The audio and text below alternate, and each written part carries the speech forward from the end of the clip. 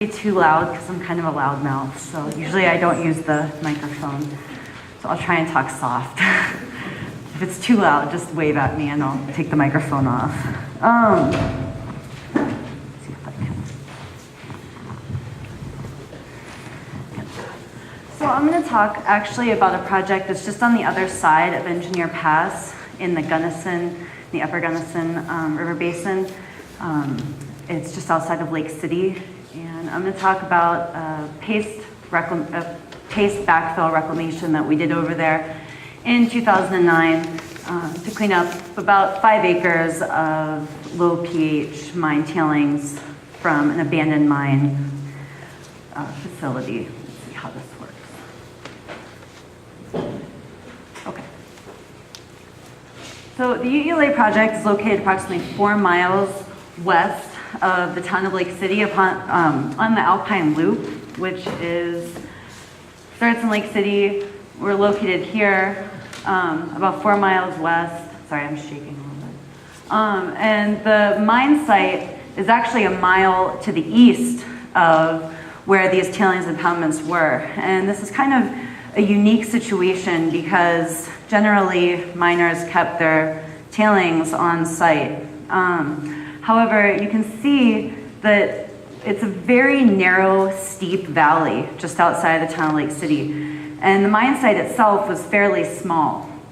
And so at some point, the operators of the Ute Ulay mine determined that they needed more space for their mine tailings. And they excavated there was actually 6 tailings impoundments, but only 5 of them were used, about a mile upstream from the site. They actually pumped the mill tailings from their flotation mill upstream in a sluice box and deposited them in these tailings impoundments. So these are some pictures of what the site looked like before we started reclamation. This was the lowest impoundment. We called that cell D. And it actually washed over into Henson Creek. We also had some that were upstream of the site. This was cell A. And you can see here is the Alpine Loop Road. So we were really sandwiched in a pretty small area between Henson Creek and the road. The road also is highly used. There's I've seen some numbers that say about 30,000 visitor days on the Alpine Loop in the summertime. So we really had to be cautious when we were doing our reclamation to the tourism that connects the towns of Silverton, Lake City, and Ouray along the Alpine Loop. The site was considered abandoned because the tailings had been deposited in this area prior to 1977. And the BLM was lucky enough to be the land manager of this site. And I would like to thank Dave Lazorchek and Brent Lewis from the BLM who are in the audience today. They have provided a lot of help when we went to construction. Some of the biggest issues that we had with this site were the ponds were extremely fine grained and they held snowmelt. And so you would get snowmelt would collect in there and then leach into the groundwater. And due to the proximity of Henson Creek, we were seeing a signature of those metals coming from the tailings ponds in Henson Creek because we were in such a shallow aquifer system. The groundwater throughout the site is essentially at stream level. So we had high levels of lead and arsenic, which are human health concerns, and then cadmium, copper, and zinc, which are aquatic life concerns. These sites also, because they were flat, they were extremely appealing to people driving ATVs. So they would drive their ATVs around the site and kick up metal-laden dust, which was also a concern. So the BLM and DRMS started looking at this site probably in the early 2000s and determined that there were some issues with the site if we wanted to create a standard repository with the shallow groundwater and the very narrow canyon and the small site. There were just some issues associated with a standard style repository. So kind of on a side note, there was some other BLM projects done in the watershed. And because we knew eventually we were going to clean this site up, we actually trucked some tailings from the Hannah Mill and some waste rock from the Risorgimento, the Hannah, and the Hidden Treasure sites all to this site to all get incorporated at one time in our reclamation.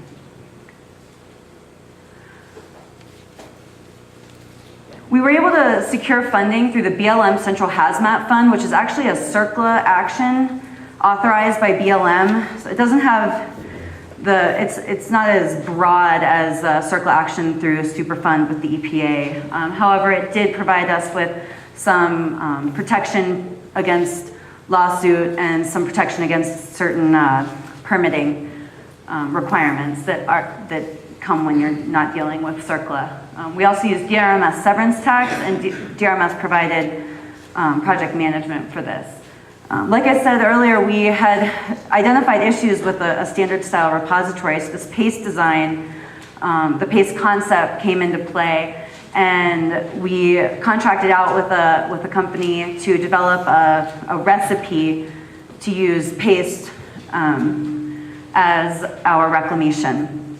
So the paste was, the design came back, basically we were gonna create kind of a paste sandwich, for lack of a better term. So we would have paste on the bottom, we'd have our coarse waste in the middle, and then paste on the top, and then soil and revegetate over the top. The BLM wanted us to do our excavation based on XRF, which was, it was a great field tool to be out there using the field XRF to determine our excavation depths. In most places, we actually excavated almost to bedrock or directly onto bedrock, and then put the repository over that. The XRF, we also used that extensively in determining our topsoil, or our cover soil that we would use for our reclamation or for our revegetation. And we had multiple drainage channels were in the design, and then regrade and revegetate the remainder of the site. So I want to talk just for a minute about the paste technology. Paste is a non-segregating substance. It's created by mixing fine-grained tailings with Portland cement and water, and as its name describes, it creates like a paste. And then as that paste dries, it dries similar to concrete. It dries into a hard, impermeable surface. And as it is placed, it doesn't bleed water. So that was really important to us because of our proximity to Henson Creek. Cement also has, the Portland style cement that we use has a high pH, and our tailings had a pH in between 2 and 3. And so the cement itself had a neutralization effect on the low pH tailings, and also immobilized the metals, neutralized the tailings.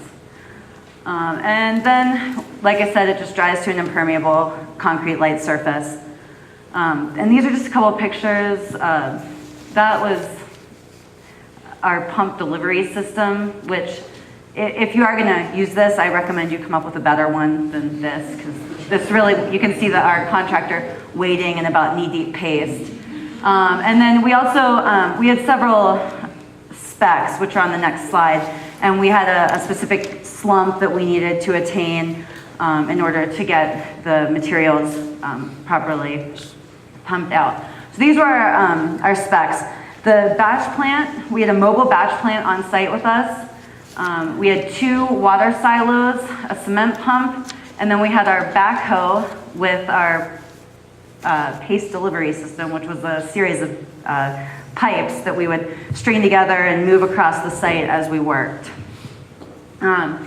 The recipe called for a 3% paste, or a 3% cement by weight, and we actually ended up, we bid it at 5%, and then I'll talk in a minute about what we actually ended up using. But we did bid it by 5% weight, and then we needed a minimum of 100 kilopascals of compressive strength. And our paste was to have a 6-inch slump, which we tested every batch. We tested, or every couple batches, we tested the slump. And then we pumped in 3-foot lifts which needed 3 days to cure before you could put anything else on top of it. And then 7 days of curing before we could drive machinery on it. So before we could put our coarse waste on top, we had the 7 days of drying. And then we also sprinkled it. We had a sprinkler system to keep it moist while it dries to prevent cracking. And then we bid it to pump at 350 yards per day. So I'm going to go through a little bit of the construction, and then I'll talk a bit more about the paste. We started construction on June 1st, and we had to clear and grub a bunch of trees, several hundred trees off the site. We chipped most of the larger trees, and then the smaller trees and the root balls we just kind of stockpiled on the site. For a while there, we weren't really sure what we were going to do with them, so we just set them aside and figured we'd figure it out later, and we did. We began our excavation, and one of the biggest challenges of this site, well, two of the biggest challenges were, one, the site was small, and we had a lot of materials to move, so we ended up moving our materials many times. Our second challenge was some of the areas that had been identified as cover soil, the kind of our borrow areas on site, turned out to be mine tailings, and so that was a huge limitation when it came down to do our revegetation, especially with our budget. We didn't have money in the budget to import a ton of soil. So you can see here, this was supposed to be a borrow berm, and what we have here is 4 feet of topsoil, followed by about 16 or 18 feet of mine waste. So it was challenging. Am I getting a weird feedback? Is it? Huh? Okay. So we had to screen all of the waste in order to get our fine grain waste and our coarse waste. We started with a 1/2-inch screen as was specified, and we just weren't getting enough material that was coarse in our paste. And so the pump was clogging. And so we started with our 1/2-inch screen, we moved to a 3/4-inch screen, and we still didn't have enough aggregate in the paste. We ended up at a 1-inch screen. And that seemed to get us enough aggregate. And also it made the coarse waste so there was a lot less fines in it. So you can see here, this is our fine waste here coming out the screen plant, and everything coarse would be cast over to the side. We had huge piles of material all over the sites. There was probably about 15,000 cubic yards of mine waste that we screened and separated on the site. So this was our fine material here, and then we had piles of cover material, and then in this slide you can actually see this is a pile of coarse material. And again, we moved these things around the site probably 5 or 6 times, just because we would run out of an area to work. And so this was our paste delivery system again. Here's our backhoe, and you can see the paste being pumped out onto the area. The whole site was about 5 or 6 acres, and the paste repository itself has about a 2-acre footprint. So as I went through the specifications, this is how it actually went down. We began pumping on July 8th. On our first day of pumping, we pumped 12 yards of paste. This was one of those uh-oh moments. We're going to be here for 5 years trying to do this. It took us 2 weeks to achieve 350 yards per day, but we did get there. And we actually had some days where we would pump maybe 500 yards. So some days went really well, some days not so well, but we did get it done in the time frame that we anticipated. We pumped for, I want to say, about 8 weeks. We pumped paste. We had a 20-ton delivery of cement every day. We had a silo on site. The way we worked around the high season with the Jeeps and the ATVs and the people and their dogs walking on the road, is we had our paste or our cement delivered at 5 o'clock in the morning every day. And so the truck came in, delivered, and they were gone by the time anybody was really driving up the road. So again, I told you about the screen. Our initial bid was for 5% cement. We started pumping, we were getting a phenomenal product. We were very excited about it. And then we realized that we had done the math wrong and we were pumping 8.5% cement instead of 5% cement. So we pulled it back to 5% cement to get back into our bid because we were going to overrun by a lot of cement if we continued at 8.5%. But at 5%, we found that the paste wouldn't set up. And so you'd walk in it and leave footprints 3 or 4 days after you pumped it. And so we really had to start dialing in. You know, we bumped it back up to 7% and then pulled it back to 5.5% and dialed it in. And we ended up at 6.5% paste.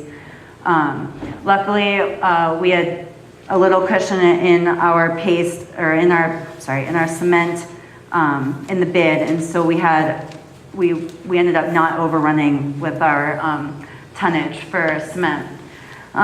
We pumped approximately 12,000 cubic yards of paste. Another change that we had was we anticipated using about 8,000 gallons of water per day, and we found that we were actually using about 20,000 gallons of water per day. Which luckily there were no downstream calls for water use. You know, it really wasn't a big deal, but we ended up having to bring in another water storage tank, and it was quite shocking how much water we were using to get the paste pumped out and set up properly. And then we finished on September 10th pumping paste. We placed coarse waste over top of the solid cement, or the solid paste. And then we did run some drainage tubes through the coarse waste, just in case after we sealed it all up, if there was any moisture in there, it would drain moisture from the coarse waste. They've never actually drained, but they're there just in case. Then we pumped 2 more lifts of paste over top of the coarse waste. This was another issue, and this actually turned out really well for us. We dug into what was supposed to be our an additional borrow area for soil, and realized that we dug directly into an abandoned river terrace. So all there really was sand, gravel, and some large rock. But not all was not lost, because we had to import. Okay, I'll be done 1 second. We had to import these materials as part of our bid, and so we ended up screening all of them, and we were able to use all of the sand, gravel, and 6-inch riprap that we needed for the site. We were able to screen out of that area, so we ended up not having to import any materials for any of these materials. We did import a little bit for re-veg. So I've been told I have to stop, so I'm just going to go ahead and show you what it looked like at the end, and then just a couple of pictures, and that was in October of last year. Again, here it is during construction, July of 2010 and October of 2011. We had a very good result, and I have some groundwater results, and I have the revegetation specifications. Anything that you might be interested in, please ask me afterwards. I'm happy to share any of it. So, thank you.